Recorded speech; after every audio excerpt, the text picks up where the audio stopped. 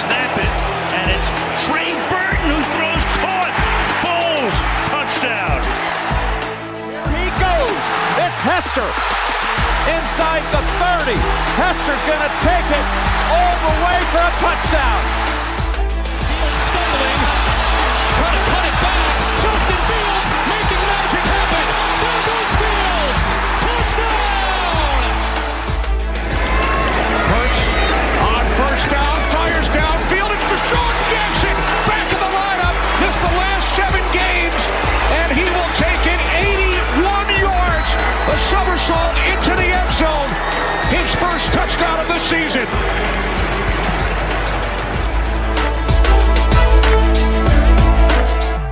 You're listening to The Pigskin Project, the world's #1 football podcast. Now, with more insights on all things football, here are your hosts, Ben Hansen and Ryan Matthews. Ladies and gentlemen, welcome back to The Pigskin Project, episode 68, where we are going to be talking a lot about, again, schedule predictions like we have been within recent weeks. We've said we're going to start with the AFC South, so we're going to finish the AFC South this week, and then we'll start with the NFC South next week. So we're going to cover a couple news points here shortly, and then, like I said before, the schedule predictions.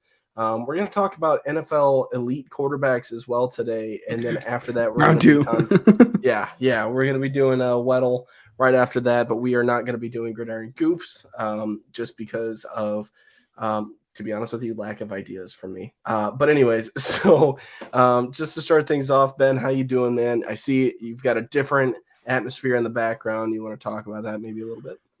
Yes. No. For those who have been like longtime listeners of the show, this is not like a new background for people, but if you just come along the ride, probably the last 4, 5, 6, 7 months, this is a new background for you guys. I'm back at my my family's house. I'm here visiting for a few days. I have some family in town, some family members' birthdays. But yeah, I'm back here at the house. It's good to kind of relax and take a second, because as I'm here, I am on vacation. So I have like 3 or 4 days off. So it's been kind of nice to just like decompress a little bit and not really have to worry about like working and stuff. But like a little off topic, and this is what all like the opening first 5 minutes is always about in this show. Yeah. Game changer. I discovered a game changer today. So my phone battery was like dying, and I accidentally clicked it in like the low power mode. I never put my battery in like the low power mode. I feel like my phone just does not run when it does that. You've never done that before?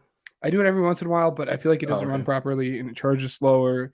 So I went into my settings, I turned it off. You know a little bit about that, but maybe you can give me a spiel as to why that's wrong. I work at a phone store for people confused. Anyways, continue.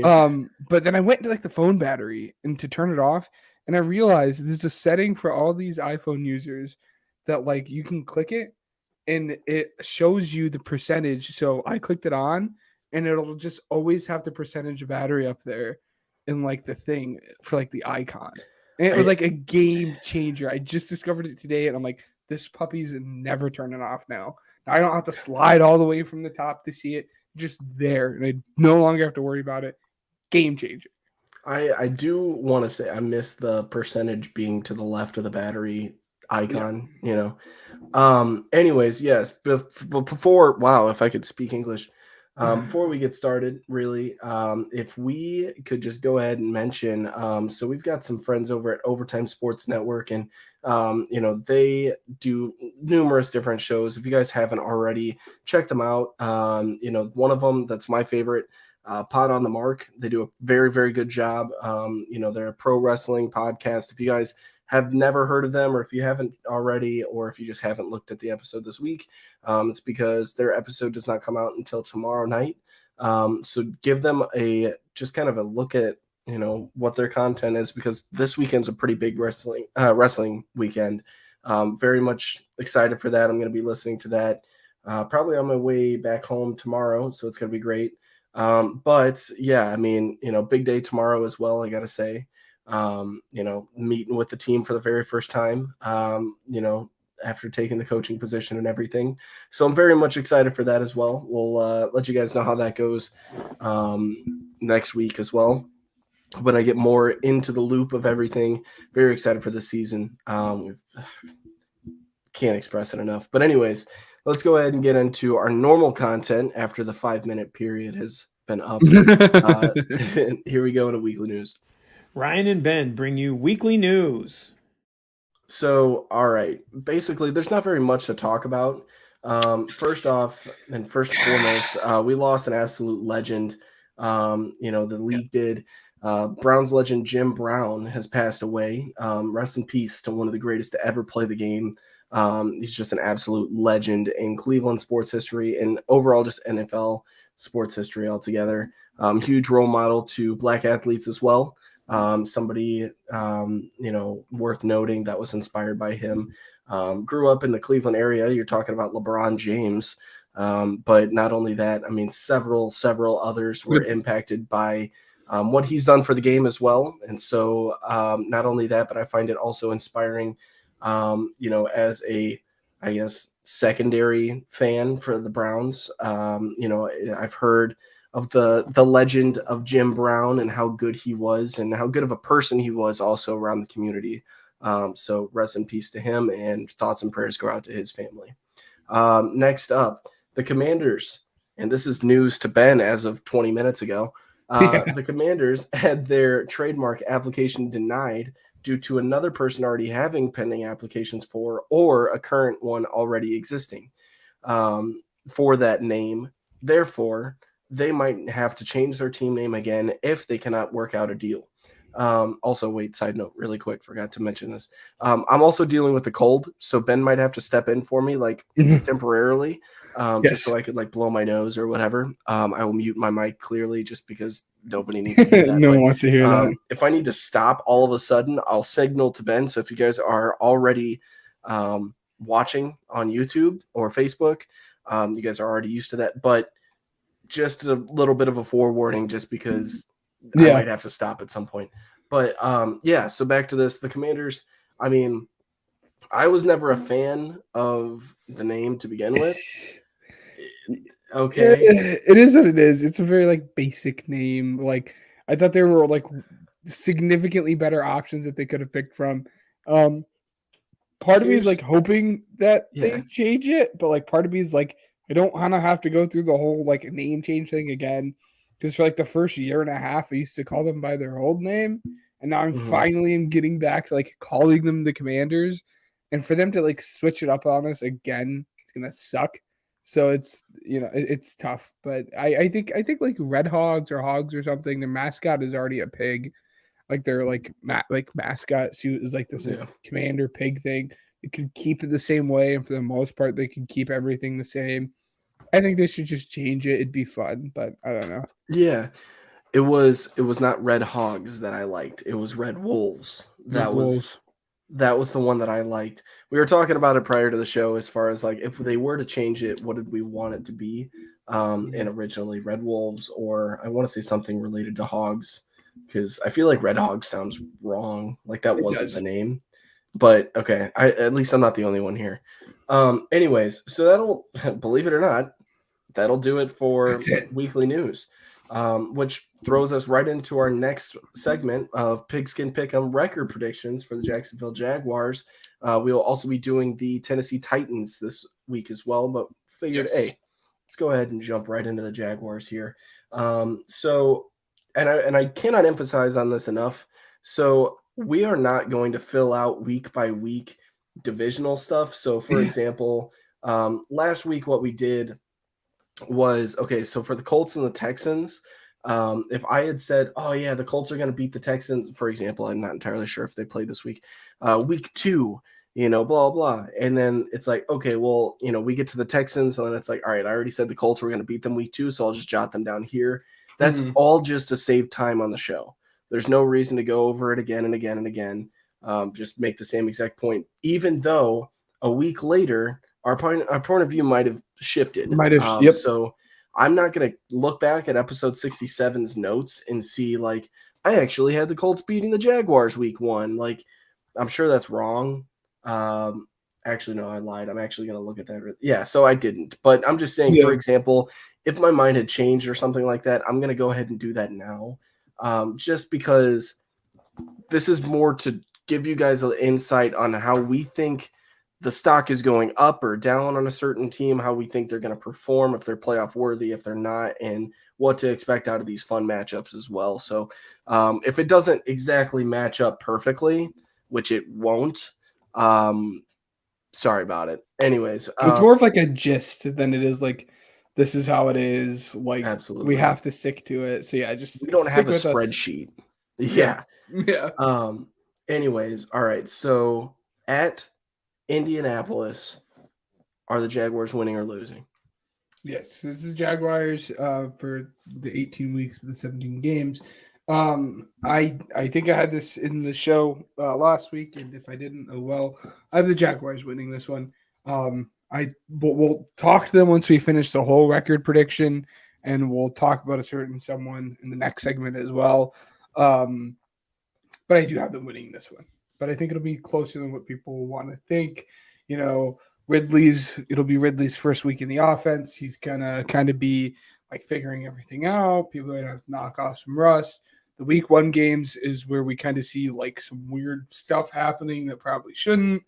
So I wouldn't be surprised if this game is close. But yeah, I do have the Jaguars winning this one. I also have the Jaguars winning this one, basically for the same exact reason, but the Colts have a rookie quarterback under center, and the Jaguars got significantly better. So I think, with that being said, it's pretty cut and dry. Jaguars are taking this one. Next up, at home against the Chiefs. What do you think? Yes. And I will say, you said the word cut and dry, but when looking down their entire schedule, outside of one stray win or loss, which I'm not gonna, give that away yet, I thought their schedule, the Jaguars, was pretty easy to predict for me. Where I was like, "Yep, this is a win. Yep, this is a loss," and that usually doesn't happen. But I think the Jaguars are like this nice little middle tier. So when you look at them versus others, it was pretty easy outside of one stray game that we'll get to in a little bit. But like I said, the Chiefs, I personally think are the best AFC team. I know we'll disagree, but I do have them losing to the Chiefs. It is Patrick Mahomes. You mentioned the rookie quarterback thing. And obviously, as the name suggests this podcast, I think we both predict Trevor Lawrence to kind of take that next step this year. But at the end of the day, Patrick Mahomes is the best quarterback in the league, and it's going to be a fun quarterback battle to watch in this game. But I do have Patrick Mahomes coming out with a victory here, and the Jaguars with their first loss of the season. Okay. So I actually have the Jaguars beating the Chiefs here, in what I think will be a classic of a matchup. So this is Trevor Lawrence coming out and not only, I guess, just further confirming that he is that guy. And so, because of that, not only that, Calvin Ridley will significantly help, Trevor Lawrence this season.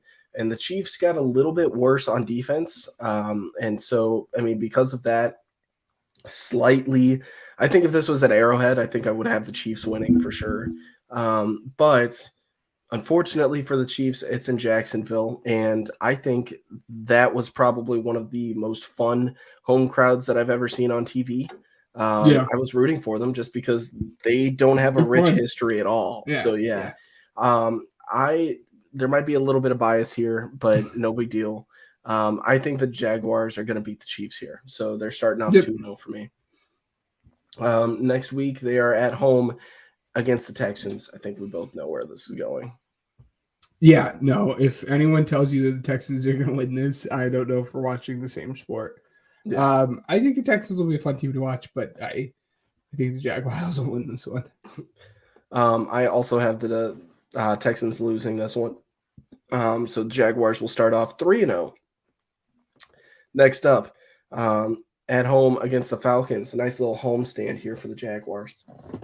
Yep. I have the Jaguars winning this one. I think the Falcons, like as I've mentioned before, will be a fun team to watch. They'll lean on that run game.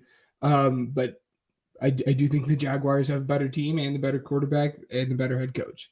And when I look at all three of those, it's pretty hard for me to pick up against a team that is lesser in all three categories. So, yeah, it's going to be the Jaguars taking this one. I have the Don't Jaguars you winning say this it. one as well. Okay. However, so in the NFL, this tends to I'm just saying, in the NFL, this tends to happen a lot. There's some games that teams should absolutely win, and at this point in the season, we're going to look at that scoreboard and think, why are the Falcons putting up a fight against the Jaguars? The Jaguars literally beat the Chiefs 2 weeks ago. What's going on? The Falcons are going to be putting up a fight. I'm not going to say that they're going to have a high win percentage, but what I will say is that they should keep it close with a lot of decent teams this year. Yeah. The Jaguars being one of them. The Falcons are going to be a fun team to watch. They were already a fun team to watch last year, and now they're adding on to that. And so, I mean, I'm just going to say it out loud. I think the Falcons could win this game. I think they do, but the Jaguars are going to take this home just because this is a safer pick. Next week, they're in Buffalo. What do you think? Just like I said with the Chiefs, I think this game is probably going to be a little bit closer than what people expect. But who has the better quarterback? Who has the better head coach? I'm going to have to go with the Bills. But by the end of the season, we might be saying Trevor Lawrence is a better quarterback. Again, we'll touch on this, a little bit later in the show. I do have the Bills winning this one, but just like we said with the Chiefs game, I think come the end of the year, we might look back on this game and say this was one of the better games in the season. Absolutely, yeah. So I have the Bills winning this one as well, which is going to be the first Jaguars loss to me. They will start 4-1 for me, and very solid start if you're a Jacksonville fan. I think that Jacksonville is standing a little bit more of a chance with that home field advantage, but it's really tough to come across 4 straight home games. Next up, they're at home against Indy. Pretty cut and dry here. Yeah, pretty cut and dry, like you said. It's the Jaguars. Jaguars are going to take this one. So the next week they are at New Orleans. I'm interested to see what you are, what you have here. The Saints are one of these weird teams, like I said on last year's, last year's during the actual season. They're one of these weird middling teams. I think Derek Carr is going to help them get up there, and I think just as I thought the other two games are going to be close, some people might think the Jaguars are going to pull away. I don't know about that one. The Saints might keep this close. Derek Carr knows how to do that, but I do have the Jaguars winning this one. So the Jaguars, I mean, I love this team so much now. I think that they're going to be so much fun to watch. That Calvin Ridley comeback is going to be inevitable at this point. It's going to be great. However, they're going to lose this game. This is going to be one heck of a game because the Saints are crazy at home. That's just a tough field to play at. And Trevor Lawrence is going to find that out. And keep in mind, as much as we are going to project them to win a lot of games this year, I think that with Trevor Lawrence, he's still working through a couple kinks. He's not perfect just yet. Nope. And so, there's not a perfect quarterback in the league. But what I will say is, I mean, it's okay, Patrick Mahomes. But I mean, basically, this is just, it's going to be tough. And I said this with the Falcons, there's a chance that you lose a game that you're not supposed to, and this is that game. So the next game, they are in Pittsburgh against the Steelers. What do you think? As we've said before, that Pittsburgh home field advantage, I think, is a little slept on. But as I said, I think for the most part, the schedule is pretty easy for me. And I do think the Jaguars are just a better team than the Steelers. And that'll kind of be reflected in this game. I don't even know if this game will be particularly close. And I know there are people that are high in the Steelers. I have to see it from them first. And I do think the Jaguars are going to be on a little bit of a hot streak here. This will be their third game straight that they'll be winning. They're going to be on a little hot streak heading into next week's game, which is going to be helpful. But I do think they'll come out with a victory here, and not particularly close either against the Steelers. Yeah, so I also have the same exact way just because I am not high on Kenny Pickett whatsoever. I think they're going to be in the market for a quarterback starting next offseason. Yep. I think it's going to be that bad for Kenny Pickett. They extended Mitch Trubisky, and I think that that's just a little bit of a sign of, he's a great backup. Don't get me wrong. Mitch Trubisky, if you have him as your backup, like, pretty solid. Yep. But he's also not a bad backup option as far as, if your quarterback were to go down or you lose trust in Kenny Pickett and you need somebody else to take the reins for a little bit, Mitch Trubisky can be that guy. He has experience throwing 6 touchdowns in a single game. So, whatever. I'm done hyping him up, man. I'm sorry. I tried so hard. Yeah, they're gonna wipe the floor with the Steelers. It's not gonna be close. Next game, they're at home against the 49ers. What do you think? Yes, this game was really hard for me to pick. I was really, really tempted to go to the Jaguars. I almost did. And just like the Jaguars, they were going to almost win this game. But Brock Purdy, Kyle Shanahan, Brandon Ayuk, Deebo Samuel, George Kittle, that offensive line, that defense is just going to be really, really hard for any team to compete with. And I think this is going to be a measuring stick game for them. And I think they're going to come out of this saying, wow, we lost, but we were much closer in this game than what people expected us to. And it's going to look good for them. Not that a loss can ever be good, but it's going to be one of those losses. Yeah, it'll be one of those losses where you come away saying, we learned a lot and this shows we're going to be a good team. So, yeah. I have them losing this game as well for the same exact reason. Some teams have ugly wins.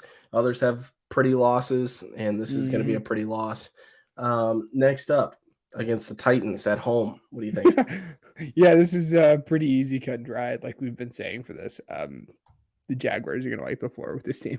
Yeah, I agree. Next up, at home or at Houston. What do you think? Yep, still pretty easy, and they're still going to wipe the floor with this team. They're going to beat the Texans. Next up, they're at home against the Bengals. Yes, and I think this will be the stretch of these 3 games. I think are going to be the most adverse they're going to be this entire season, and the win-loss record is probably going to show over the course of these next 3 games about that. I do have them losing the Bengals. I also have them losing to the Bengals. This is purely a growth season for them. Yes. I mean, they're probably going to be a playoff team in my eyes. Looking at the record that I have for them this year, but, with that being said, it's just, if you're a playoff team and that's a growth year for you, you're in a good spot. Yep. But unfortunately, I think the Bengals can be top in the AFC this year. That's a lot from a guy saying that they wouldn't make the playoffs last year. So, we're getting better here. So the next week they are in Cleveland against the Browns. What do you think? Yeah, as I said at the top of the schedule prediction, there was one win or loss that I didn't think was chalk, and there's always a couple of these throughout the season, so you kind of have to throw this in here. I do think they'll probably end up losing this one. As much as I'm not high on the Browns and high on their quarterback that's back there playing, they are playing the dog pound, and now that they're winning a little bit, their fans are getting aggressive, their fans are getting wild. Cleveland's kind of known for that, and I think since it is in Cleveland, I think that'll probably be the deciding factor in this game. And I do think they're going to have their second straight loss, and this will be the first time this season where they'll have back-to-back weeks and that end in losses. Yeah, so I also have them losing against the Browns, and the reason is a little bit of a spoiler alert / preview for our Browns schedule prediction that's going to happen at some point down the line. I think Deshaun Watson's going to have a pretty decent comeback year. I think that you're going to see him perform. I'm not going to say back to prime level, but definitely back to where it's a serviceable quarterback. And that alone, I mean, that wide receiver core is pretty filthy if you really look at it. I don't know. Have you looked at it recently? I have. I'm not a fan of it. I think outside of Amari Cooper, there's not much there, but I'm also not high on David Bell. I like Elijah Moore. I think is who Yeah. they picked up. I like Elijah Moore. But based off of last season, it's hard to predict what he's going to do just because Zach Wilson was pretty bad. But outside of Amari Cooper, there's not really a wide receiver that I feel too confident about. I love Donovan Peoples-Jones, but dude is just he has not showed up every year. People are like, it's gonna be his breakout season. But I think he's like a consistent good like third receiver. But outside of Amari, I don't think there's anything like stand out to me at least. But I'm spoiled. I'm excited to see Cedric Tillman in this offense. I think that's going to be a lot of fun. I think we're going to see David Bell kind of fall down the depth chart a little bit. Obviously, Donovan Peoples-Jones is going to be a pretty solid third option, I would say. You have, just to say, Amari Cooper, Elijah Moore, Donovan Peoples-Jones, Cedric Tillman, Marquise Goodwin, David Bell.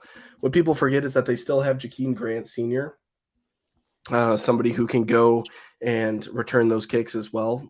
Dangerous return man when he's healthy. They have Anthony Schwartz as well. So, I think these are all very underrated targets. I'm not going to say they're game-changing per se, but I will say I like to watch them. They're a lot of fun just because they could break out.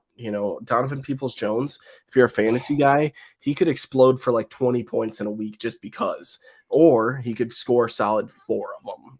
It doesn't, doesn't add up necessarily. He's not a very consistent guy game by game. But what I will say is it's not a bad option to have exactly where he's at on the depth chart. And because of that, I think that Deshaun Watson should blossom. I think he was entering in a pretty rough situation as far as mentally. And as the most important position on the field, I think that that's something that you definitely have to worry about. So, absolutely. I think that the Jaguars are going to lose to the Browns here.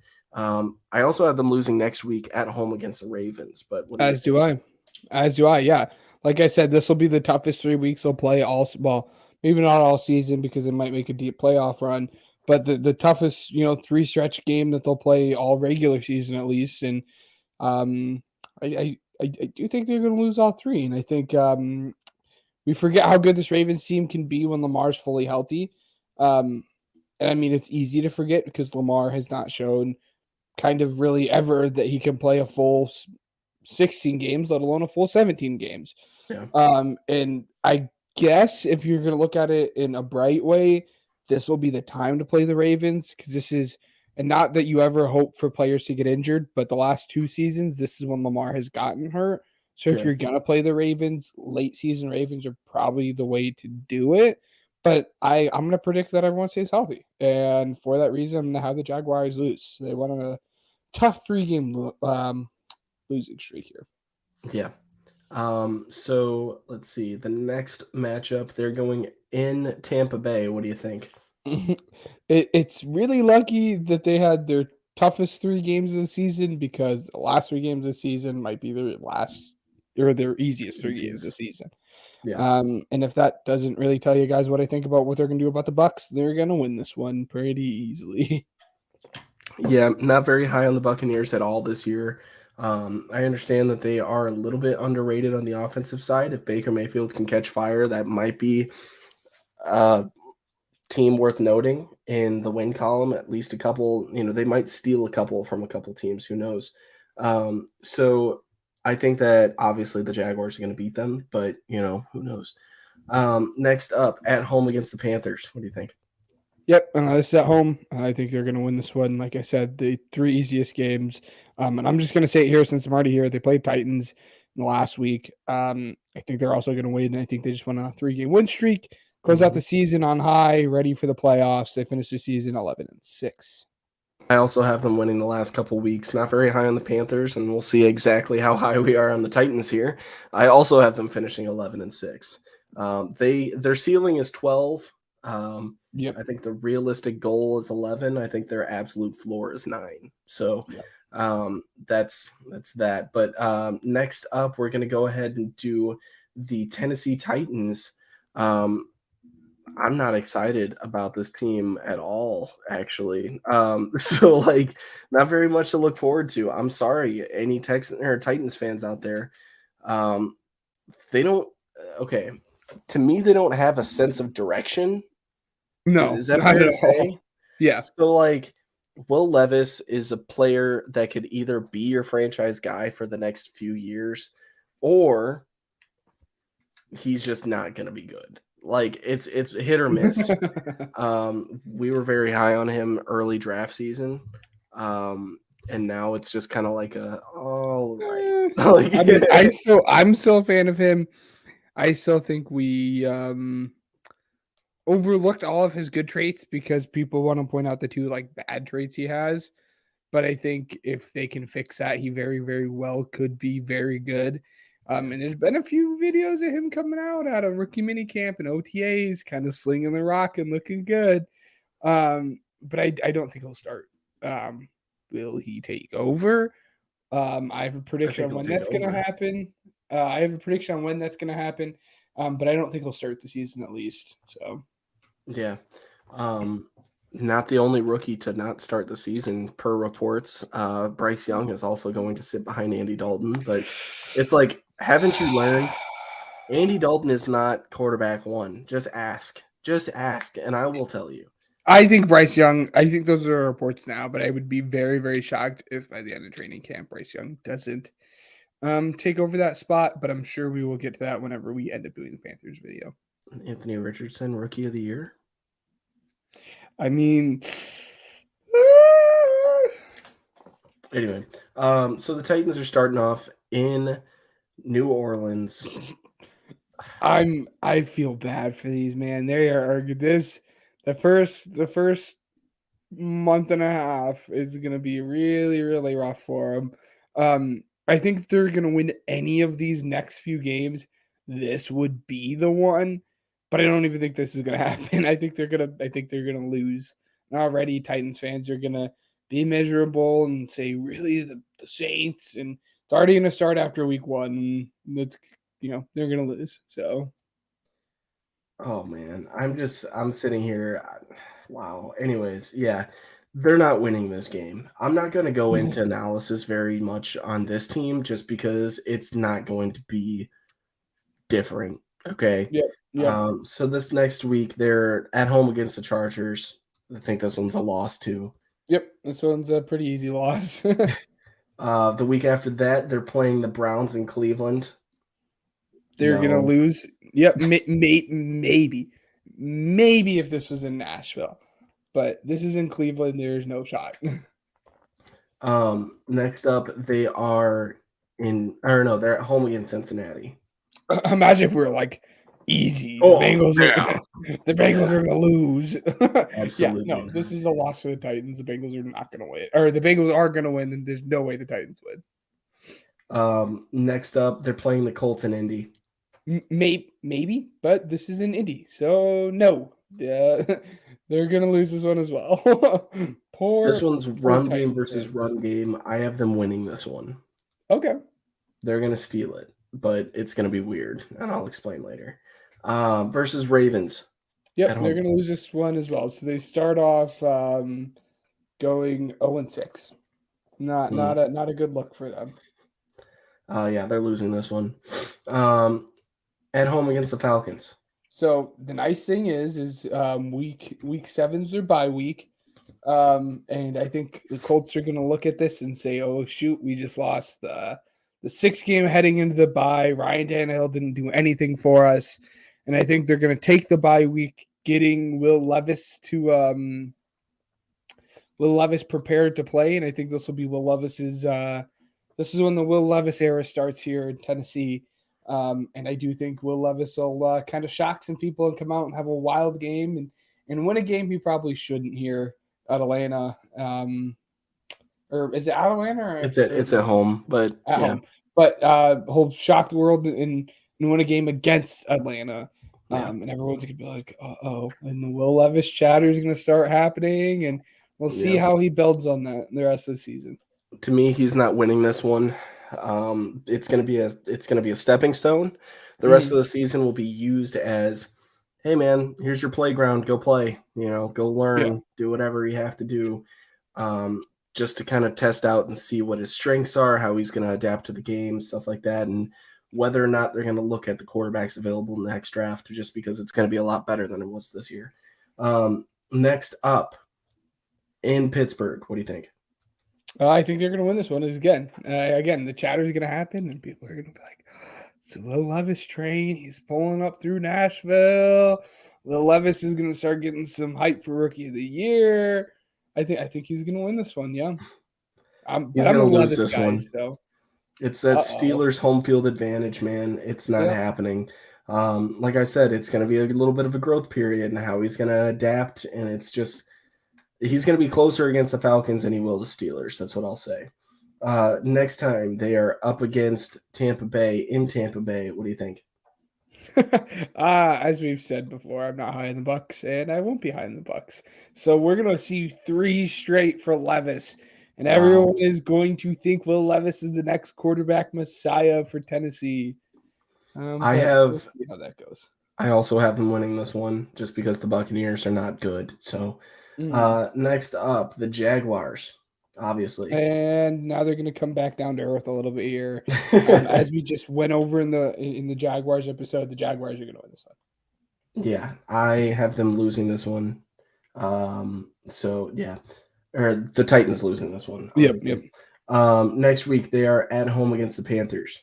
I really wanted to. I saw the stretch there and said, Will Levis. But I think, again, like I said, the team's going to come back down to earth a little bit, and I do think they're going to lose against the Panthers. I think they're going to win against the Panthers. I don't know what the hype is against them or about them. I really don't. I don't see very many, if any, bright spots on this Panthers team. And because of that, it's going to be – I forget what the matchup was, but the Falcons were playing in it. It might have been the Panthers. I think it was the Panthers.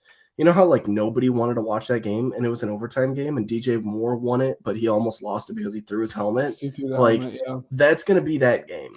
That's the comparison I'm going to use. But, yes, the Titans will win this one against the Panthers here.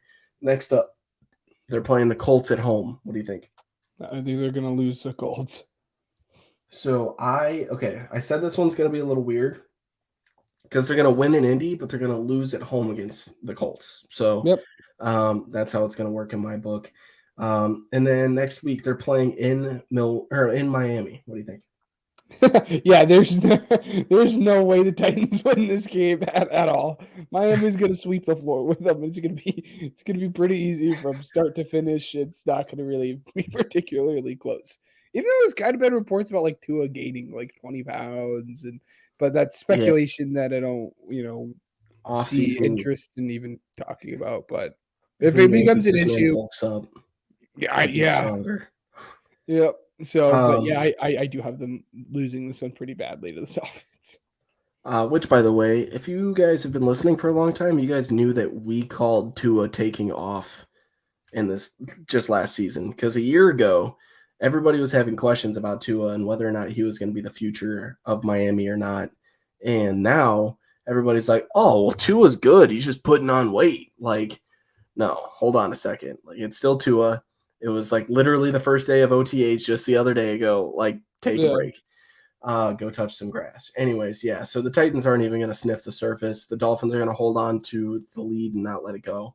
The Texans at home. Will Levis will get his win. Say go Will Levis. Go Will Levis. Yes, they'll win this one. I also agree. Next up, they're at home against the Seahawks. So, and also, by the way, that matchup will be fun because it'll be Will Levis versus CJ Stroud, and Will Levis will win this one. And the stupid fans of NFL Twitter will be like, see, the Texans should have took Will Levis. It's going to be, people are going to be stupid. But yeah, just like the Dolphins game, there is absolutely no way that the Seahawks lose this one. Yep, I agree as well. Next week, they are in Houston. And Will Levis has his clapback game and said, what? This guy over me? No way. And the Texans win this one. The Titans lose. Texans win this one. Yep. Right. And then at home against the Jaguars. Okay. Yep. I think they're going to lose. That ends the poor, lonely Titans season 4-12, giving them a third overall. I thought it was 4-13 for you. Yeah, 4-13. Yeah, it's 4-13. Yeah. That leaves them at 4-13, meaning they'll probably have like the third or fourth pick, and someone will be like, "Take Drake May, take Quentin Ewers," but we'll see. So, this next segment that we have has been a debate that we have had over the course of the last year. And so, the way that we're going to do this, right? So, the term elite quarterback is used too heavily. And so, as a result, Ben's idea of elite and my idea of elite is drastically different. And that's why we had an argument last year.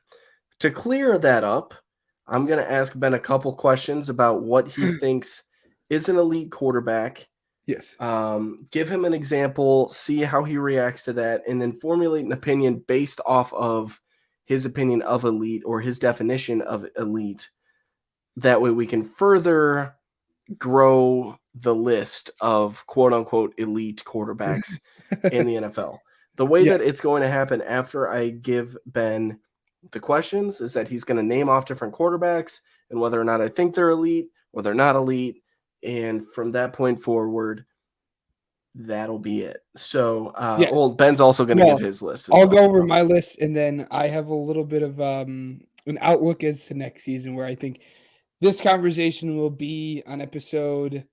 What is this? That'll be 120. Am I doing the math right here? Is 52 week? It's also be 70. Yeah, 120. So on episode 120, well, I'll come back to this. I'll listen to it at the time, 42-minute stamp here, and I'll see how well I ended up doing with my predictions. But yes, go ahead. And just real quick, last year, like one of the big sticking points was that like I did not believe Russell Wilson was an elite quarterback. I was called a madman, not just by you, but by everyone. And here we are. I know the name that made the list last year, but I said the only reason he made the list last year was because he won the MVP. You can't lose the MVP off. Was Aaron Rodgers, and Aaron Rodgers was kind of butt this year. I have 3 quarterbacks as on my list, but we'll get them in a little bit. But if you're been listening along, it shouldn't be too hard to predict who I think the only 3 elite quarterbacks in the NFL are. I'm much more of a stickler on what I consider elite, and I'm sure we're about to get into that with all the questions you want to ask me. So I'm going to go ahead and start. So is an elite quarterback an all-around elite player, like in every aspect of the position, as far as throwing, as far as passing, as far as extending the plays? Like, what do you think? Or can you be elite in one area and make that list? You have to be elite at least in one area, and you have to be consistently above average in the other areas.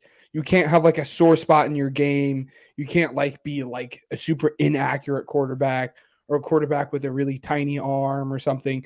You have to have at least one elite aspect in your game, and you have to be consistently above average in all other aspects. So in that case, let's say that quarterback A is not necessarily consistent in the throwing department, by the way.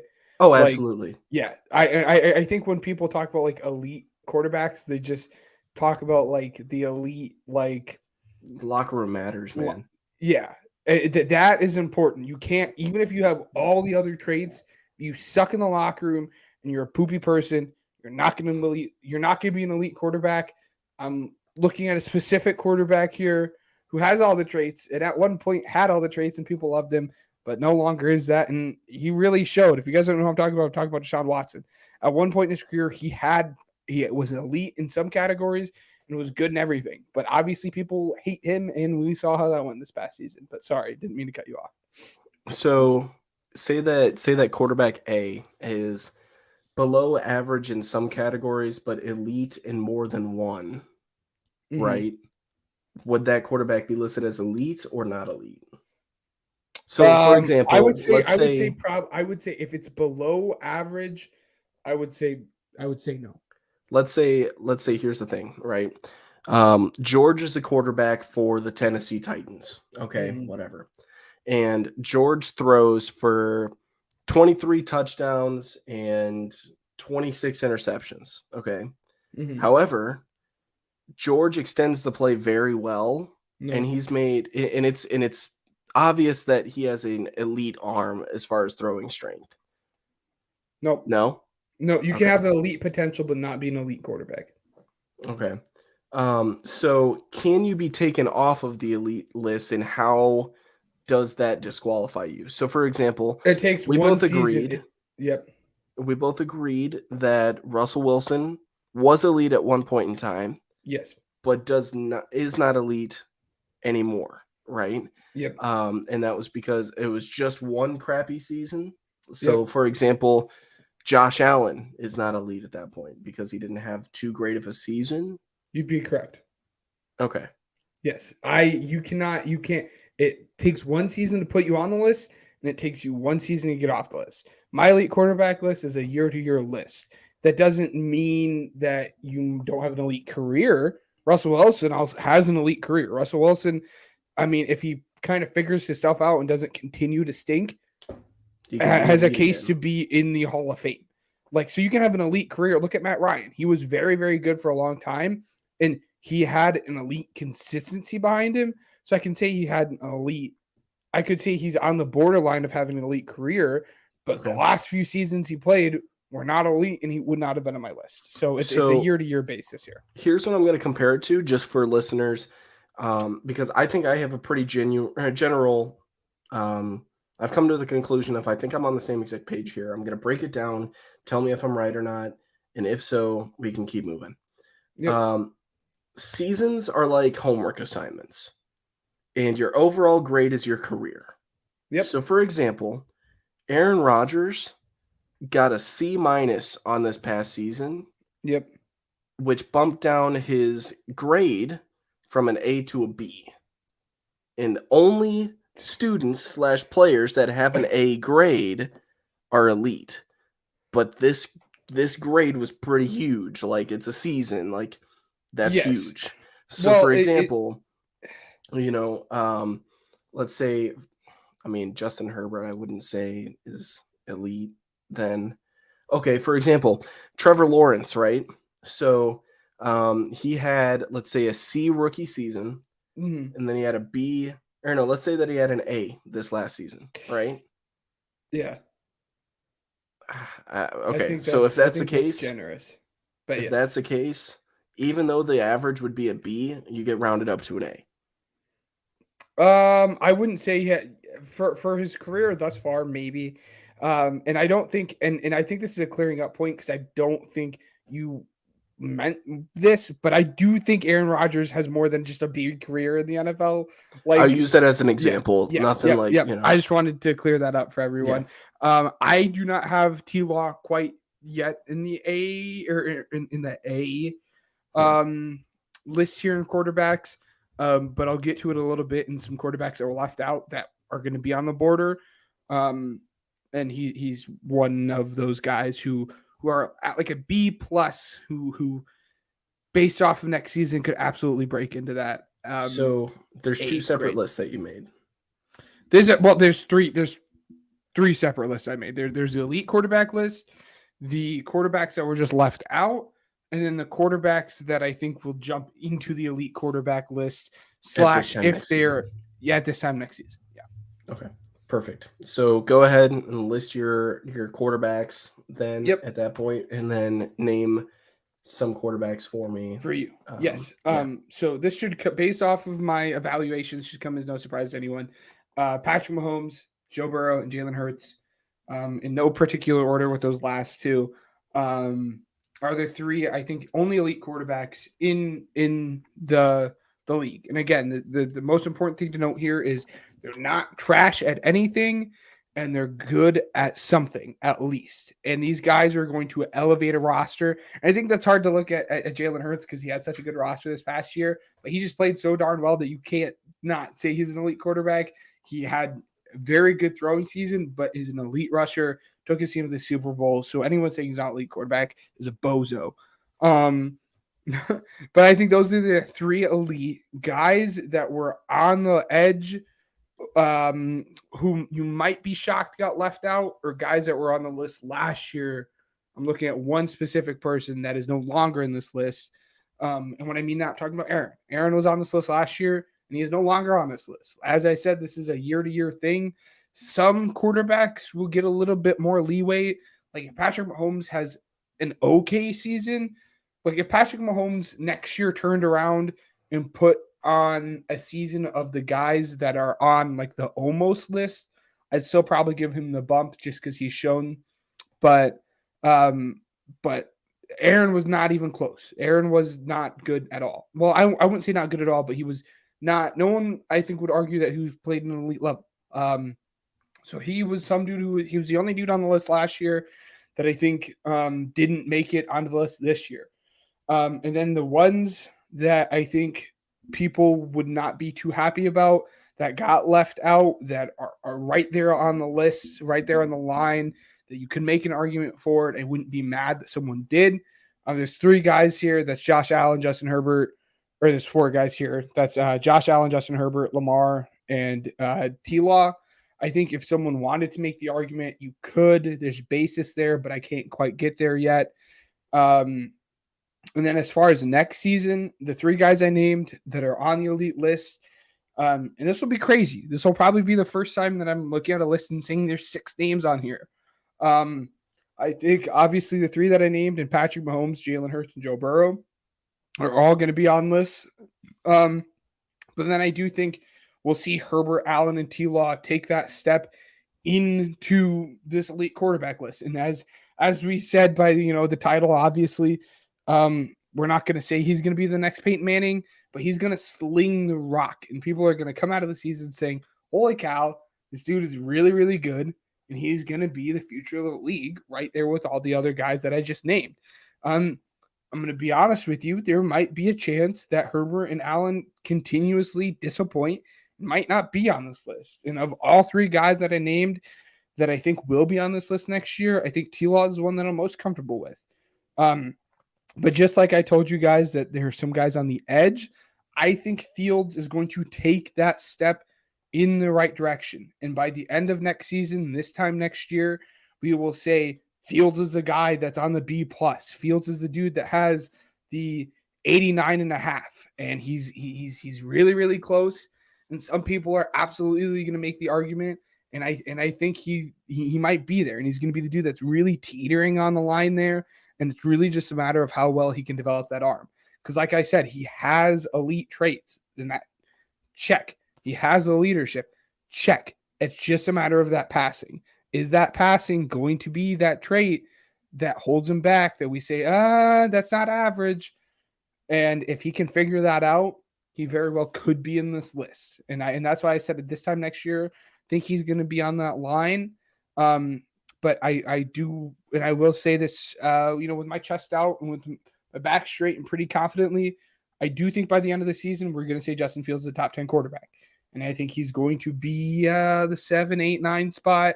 And when we look at it next year, that's going to be that gray zone where we're going to be like, yeah, is he elite? Is he not elite? But he's going to be right there on the precipice of being called an elite quarterback. And for the first time in the Bears' history of their franchise, they're going to actually have a franchise quarterback the fans are going to be happy about. So for all the Bears fans that I know that listen, and there are a lot of you, you guys make up like half of our listeners. You guys are going to be probably even more than that.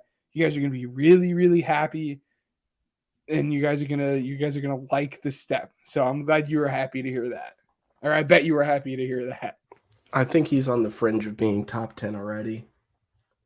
I have to see him pass. The biggest part of being a quarterback is being able to pass.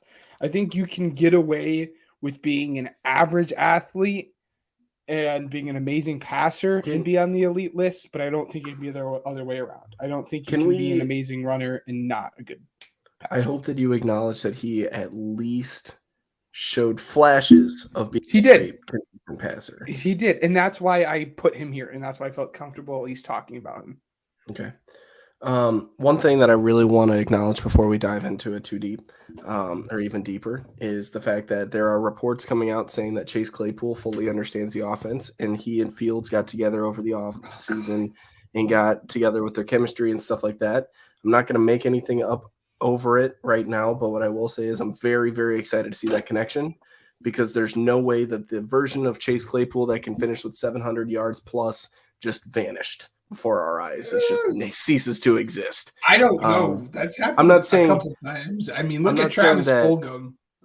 Hold on.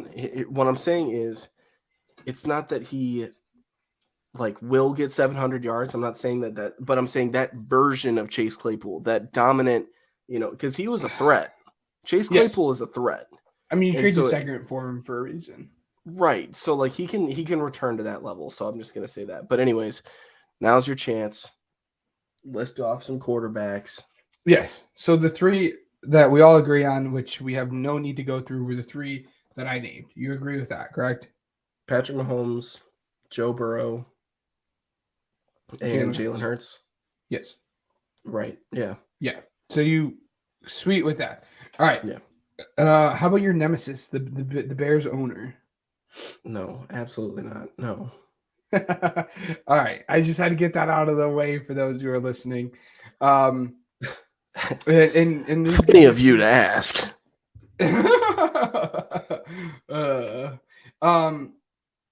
Josh Allen.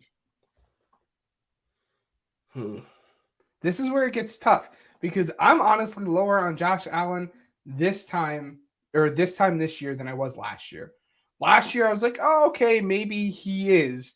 But this time this year, I'm more confident in saying that he's not an elite quarterback than I was last year.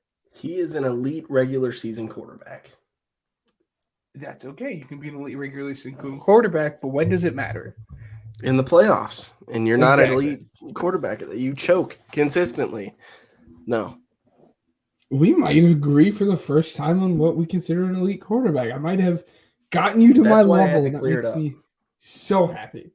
Well, there's different, dude. The term elite is so weird, and it's a very ambiguous term. To clear it up, so Ben and I had a phone call about this topic, and he said, just save it, dude. Just the way that people say elite is, the term is so commonly just thrown out there too much, in my opinion. People there's multiple definitions of it. There is, but I think it's thrown around too much. Trevor Lawrence is really fun to watch, but he's not an elite quarterback yet. Right. Yeah. Anyways, everyone's definition is a little different, like you were trying to get to before I really interrupted you. I will say this list is going to be a lot bigger at this point next season. I think that, you know what? I think that we could honestly just cut out the rest of them, because I do think that there might be only 3 to 4 quarterbacks right now. And that fourth spot is very, very tight. Who's that? Who would you be referring to? I'm just saying, there's people that can make an argument for that, but it's very hard to make an argument for a fourth quarterback at the moment. There's definitely people that contend for it, but it's not set in stone. I think the 3 right now, we already named. So, but I think at this point next season, this list will be much higher. I think Trevor Lawrence will be there. I think Justin Fields will be there. I think Deshaun Watson can get back up there. I'm not saying that he'll be, absolutely perfect, but none of these guys are. I'm just saying, and right then and there, that doubles this list size. So, it's going to be bigger at this point next year, but expect us to go over it again at some point as well. I think that we could just be done here, honestly. Yes, I'm glad we agree. So I guess my last question for you, Will, I need you to stake your claim right now, being an unbiased fan looking in, which I know it's hard for you to, as a Bears fan, to say you're unbiased, because you Bears fans are really biased. Where will Justin Fields, you can't ride the fence like I did on him. Will he be an elite quarterback? Yeah or nay? All right. I'm going to say this. All right. So this last season, he finished with 60% completion percentage, 2,242 yards, 17 touchdowns, and 11 interceptions. Okay. I'm going to give you my stat prediction for him and where I think he will be. assuming that he finishes a full season healthy. Okay. Keep in mind, he did not have a full season this past season or the season before. So assuming that he can stay healthy this next one, it's extremely crucial. 3,900 yards. He's not going to be a 4,000 passer. 3,900 yards. Mm-hmm. 28 touchdowns. Okay.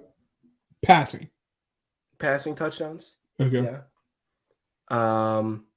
28 passing touch. Okay, maybe I don't know if I agree with that one, but 28 passing touchdowns.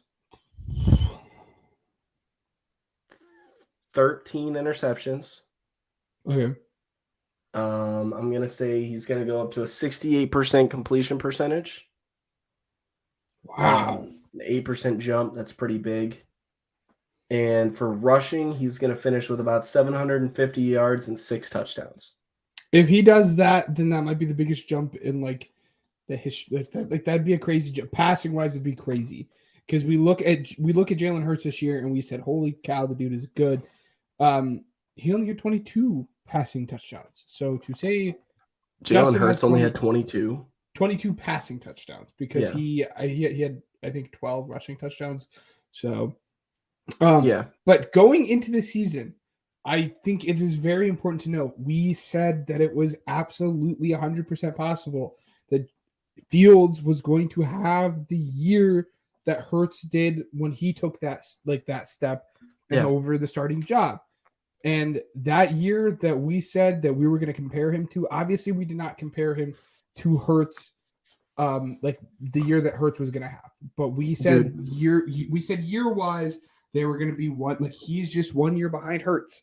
And you said he had how many passing yards? 3,900, so 3,900. No, this year. I think 27. You said 20. You said 27. Oh no, 20. Yeah, no, it was 2,242 passing yards. 2,200. Oh, okay. You said 2,242 passing yards. 18 touchdowns. 17 touchdowns, 11 17 interceptions. touchdown to 11. Yeah. That's not too the yards, the passing yards is a little bit off. But the year that we projected him to have was Jalen Hurts' year, where Jalen Hurts threw 16 touchdowns to 9 interceptions and a 61% completion rating. So the year that we compared Justin Fields to have was like 1.3% off the completion rating, which isn't too far.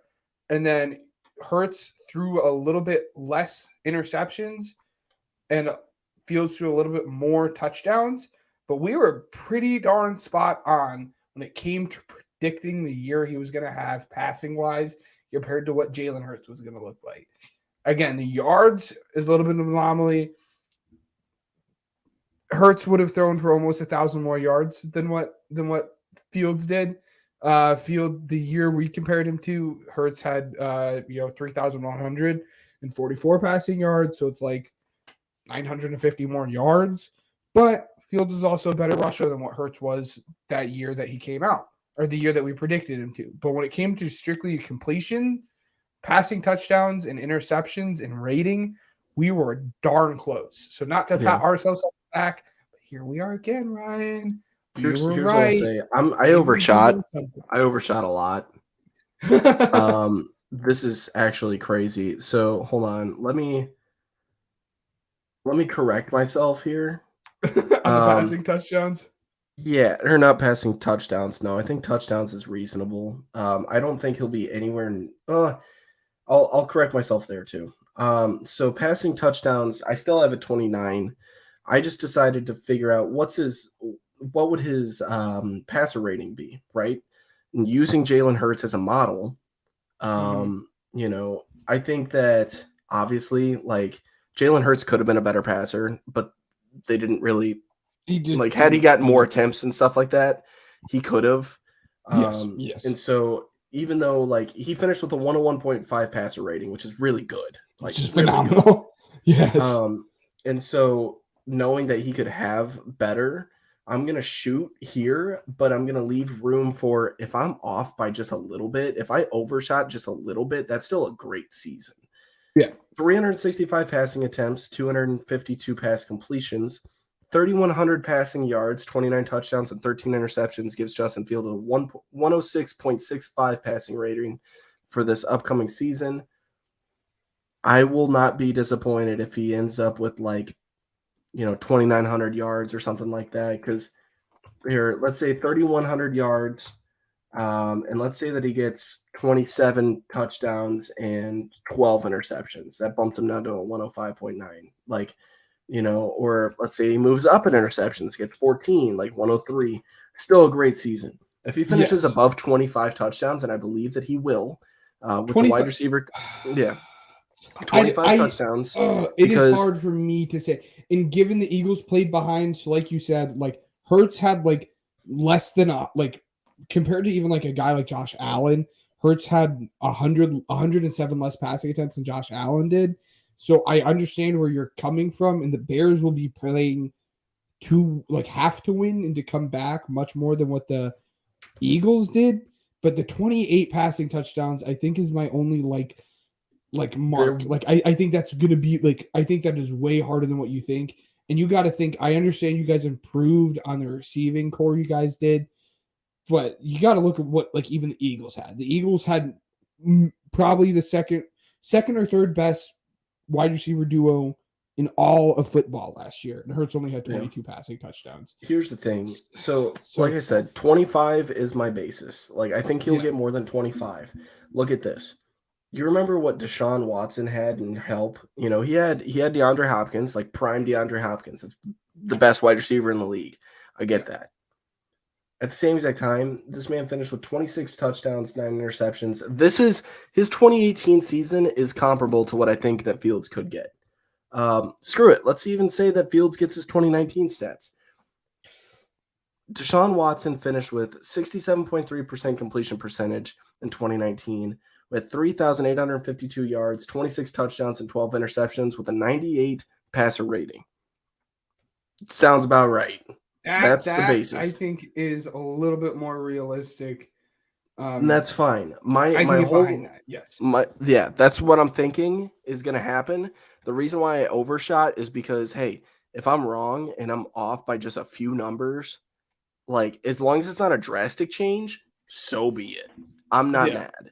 I'm okay with being wrong. It's pretty hard to spot on predict this stuff. Yep. So, with that being said, to answer your question, I think he'll be considered for it. I think that he will absolutely be considered for it, but there will be room for growth, as there always will be.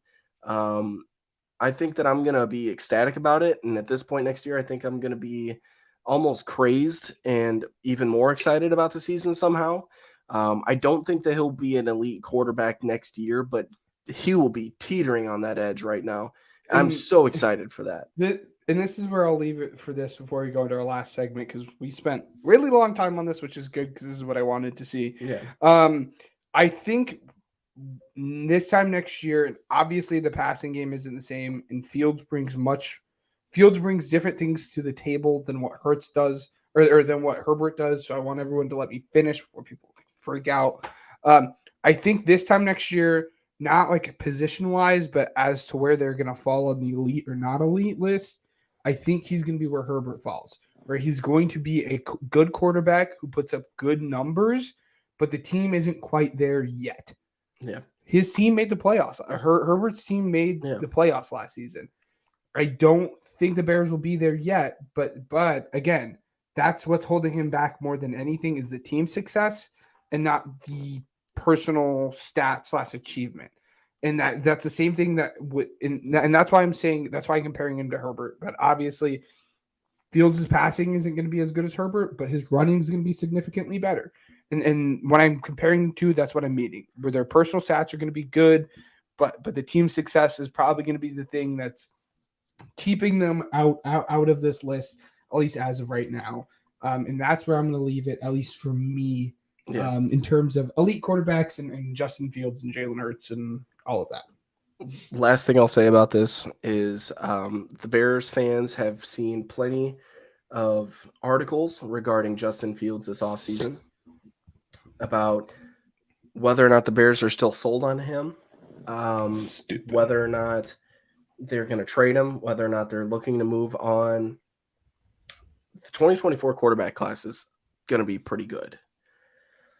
But the Bears will not be shopping for a quarterback in 2024, and I cannot stress that enough. And for that alone, for any Bears fan listening, don't even sweat it. It'll be okay. No. That's my last comment. Yes. It's time for America's favorite game, Weddle. Let's just jump right into it, shall we? I mean, last segment, why not? I'm excited.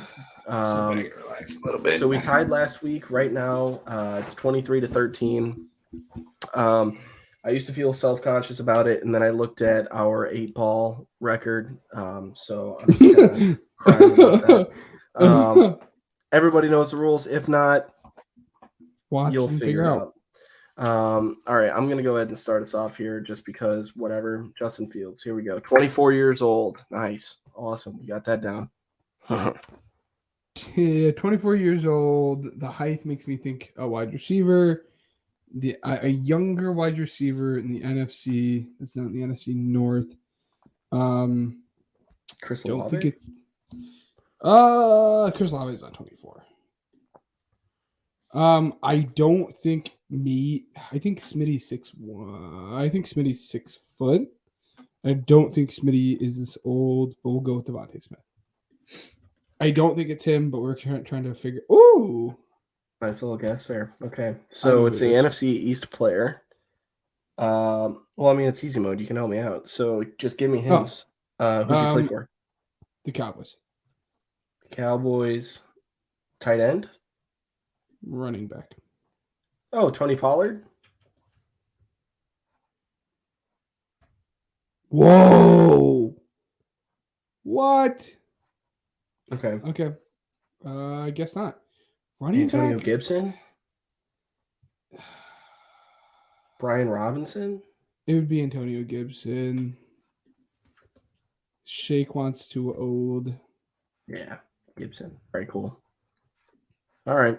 You want to go first? You want me to? Running backs? I confuse those guys like more than I'd like to admit.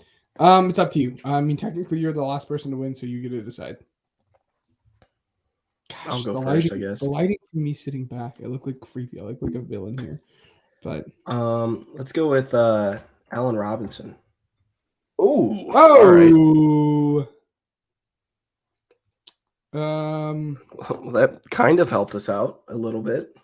Justin Tucker. Okay. Okay, good. Feeling great.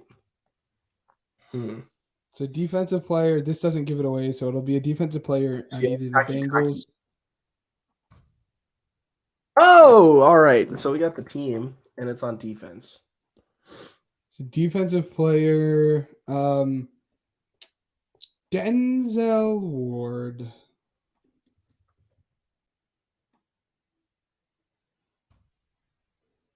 Ooh. Oh, man. What's his name? He's a youngin. Greedy Williams? Greedy Williams, an Eagle. Oh, he's an Eagle. Jeez. Greedy Williams played for the Browns, all right? He did. Okay, I just want to make sure. Martin Emerson. I don't think the height adds up. Martin Emerson is way too tall. Yeah. I know who it is. I want to know. I know who it is.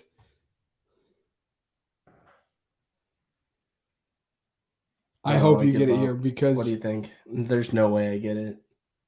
You already give up? Yeah. Greg Newsome. God. No, it's no. Not. You're shorter than 5'11". Kidding me. And he's either 23 or 24. Look and see if I would know.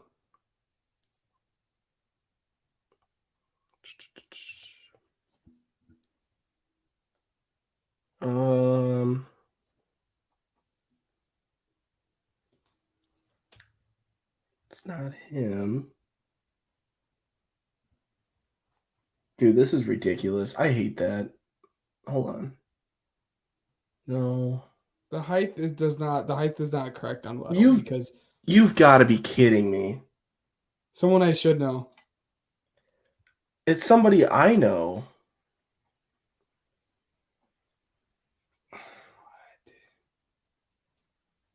He went to Oregon. The Oregon? And he played for the Bears. Not last season, but the season before. Is it Vildor? No. I don't know if he Vildor plays still plays for us. Buster, whatever his name is. Nope. No. Someone I should know? Really? You might know him. I'm just kind of giving you a little hint because I'm not entirely sure if you would or not. Did he play for the Bears much? Just one season. He's been in the league for 2 years. But did he play? Like, did he play for? Like, did he play a lot on this team? He was a backup. Obviously, the Bears are injury prone, so You guys drafted this guy last year too. Yeah. I know who it is. That's why. I knew you guys drafted him last year. Is his last name Thomas? No. I don't know. Hit me with it, I guess. Thomas Graham. His name is Thomas. I did know him. Okay, I got the Thomas right. We tied again. We tied again. All right. You made it this far. Look at us. We want This to is say the thank third you. week. Yeah, thank you. It's a third string defensive back. Like, what do you want from me? I got the Thomas. I got the Thomas piece right. So the Bears had a cornerback named Lamar Jackson. Okay. And I thought it was funny because, like, Lamar Jackson, like the quarterback. From Oh, the Bears Nebraska. got Lamar Jackson. That's great. Imagine having Lamar Jackson and Justin Fields on the same team. Anyways, so I knew that. That's why I typed in Lamar. You were probably confused, like, why is he typing in Lamar Jackson? I knew it was a backup corner, and I knew that there was a backup corner that played for the Browns, but I didn't know that it was Thomas Graham. Or I did know that it was Thomas Graham, but I forgot that it was him and not Lamar Jackson. Anyways, if you made it this far, we want to say thank you very much for listening all the way through. If you haven't already, please follow us on all of our socials that are right above our heads. We'd like to give a thank you to Overtime Sports Network. Ben slacking. Overtime Sports Network, as well as Regional Radio Sports Network, Uppercuts Grooming, and Spotify for podcasters for helping us grow as a podcast. And if you haven't already, please leave a review or a comment or a like or something that helps us grow even more. If you have any suggestions, please hit us up on any of our DMs or our email, and that'll do it for this week's episode of the Pigskin Project. See you guys next week where we start the NFC South.